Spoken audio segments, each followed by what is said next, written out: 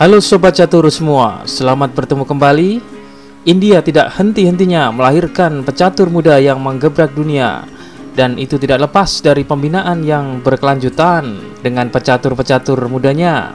India juga memiliki figur dan panutan, yaitu Grandmaster Viswanathan Anand yang memberikan teladan dan semangat bagi pecatur muda.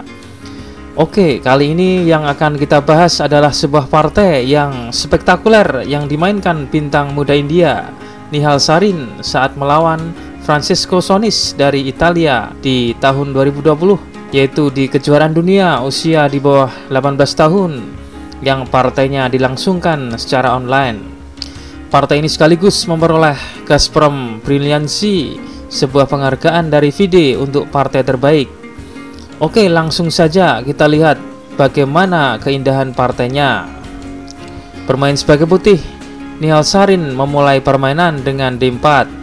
Sonis merespon D5, kuda F3, kuda F6, C4, dan E6, membackup D5 dan juga membuka jalur pengembangan gajah. Sarin melanjutkan kuda C3, Sonis gajah B4, memaku kuda. Sarin gantian memaku kuda hitam dengan bermain gajah G5.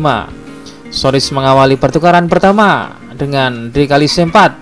E4 membuka gajah dengan mengancam pion C4 dan juga mengancam E5, membangun pion pusat yang kuat.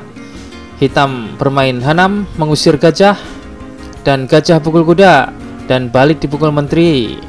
Gajah kali C4 dan C5. Nihal Sarin melakukan rokade C kali D4 dan Sarin bermain E5 mengancam menteri, memaksa menteri hitam mundur, dan kuda ke E4. Hitam melakukan rokade, putih memukul pion D4 dengan kuda. Hitam menteri C7 dengan maksud menyerang pion dan gajah, tapi Nihal tidak mempedulikan itu. Nihal lalu bermain tajam dengan pengorbanan kuda ke F6 dengan tujuan untuk memperburuk struktur rantai pion hitam sehingga raja hitam terbuka. Bagaimana jika kuda ini dipukul? Putih dapat memainkan menteri G4 skak.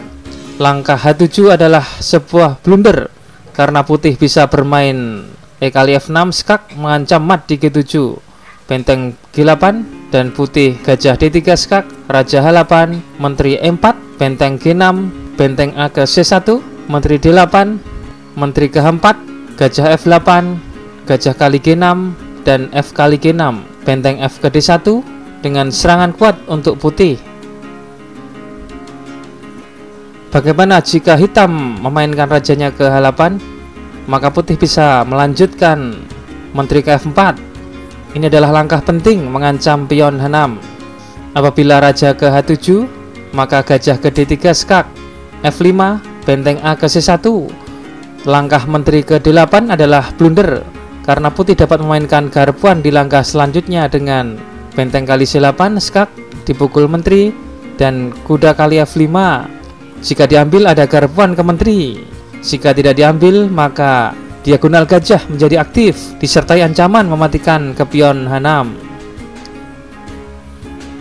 Atau apabila ditutup dengan kuda, maka kuda pukul kuda, B kali C6, menteri kali B4. Putih masih lebih baik posisinya dan posisi raja hitam yang terbuka. Oleh karena itu di partai aslinya hitam tidak mengambil kuda itu dan bermain raja H8, menteri C2, mengancam mat di H7 dan memaksa hitam harus mengambil kuda.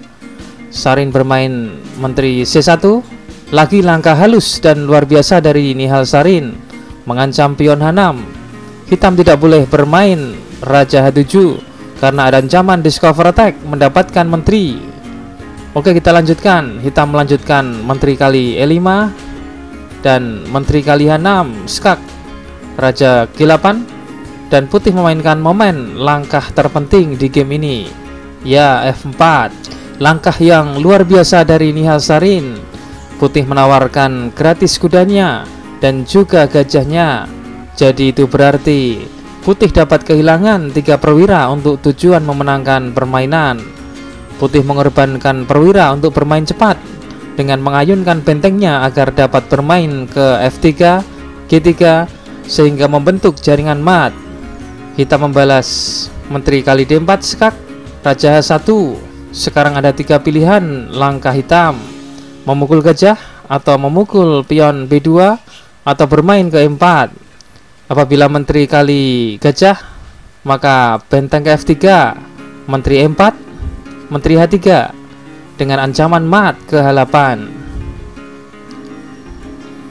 Atau apabila menteri kali B2, maka hitam benteng A ke B1 mengancam menteri ke C2, benteng B3, menteri mundur ke G6, dan benteng G3 terpaksa diambil menteri, dan H kali G3 hitam kalah juga.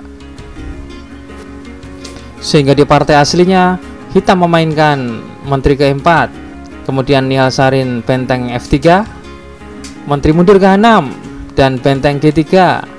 Menteri hitam hilang sehingga hitam bertukar dengan benteng. Balik dipukul pion. Posisi yang dihasilkan lebih baik untuk putih. Meskipun hitam melakukan dengan baik secara materi, putih jauh lebih terkoordinasi dengan semua bagiannya yang masuk ke dalam permainan. Perwira hitam di sayap menteri masih banyak yang tertidur. Oleh karena itu, putih harus tetap menjaga inisiatif untuk memenangkan permainan. Hitam melanjutkan benteng E8, menteri kali F6, gajah E7, dan menteri kembali. Gajah F8, menteri ke G5 skak. Ditutup gajah. Hitam perlu meletakkan gajah ini di sini untuk memblokir serangan cepat putih di sayap raja dengan memakai benteng. Benteng ke D1, kuda D7, gajah B5, langkah bagus, membatasi gerak kuda, yang berarti membatasi atau menghalangi perkembangan gajah dan benteng hitam juga. Sebuah pin yang sangat tidak menyenangkan, sehingga memaksa hitam memainkan F6. Menteri G6 mengancam benteng E7. Ini cara hitam untuk lepas dari pin yang tidak menyenangkan ini.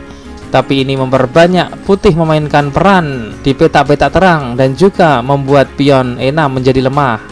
Benteng D6, persiapan menekan pion E6 yang lemah. A6, gajah mundur, dan B5. Menteri E5 mengancam benteng dan pion E6. Benteng ke A7 dan benteng pukul pion. Kuda C5, menteri H7 skak, raja F8, benteng C6 mengancam gajah dan kuda. Benteng A ke C7 dan benteng pukul benteng, dan balik dipukul benteng. Gajah ke F5. Momen penting permainan telah tercapai di sini. Saling menukar gajah petak terang memberi menteri putih banyak mobilitas dalam posisinya. Gajah B7, B4 mengusir kuda. Setelah kuda mundur, gajah ini ke E6, raja E7, dan gajah kali D7 dipukul benteng, dan menteri kali gajah skak. Raja E8, menteri kali F6, benteng F7, menteri ke C3, benteng E7, menteri D2. Putih harus menjaga baris kedua dari ancaman benteng yang masuk. Benteng D7, menteri C2, benteng E7, dan raja ke G1, raja D7, G4, benteng E4, G5. Tentu saja hitam tidak boleh mengambil pion karena ancaman garpuan. Benteng C4, menteri ke H7 skak. Sampai di sini hitam menyerah. Hitam tidak dapat menahan pion putih dari promosi. Sebuah permainan hebat dari Nihal Sarin.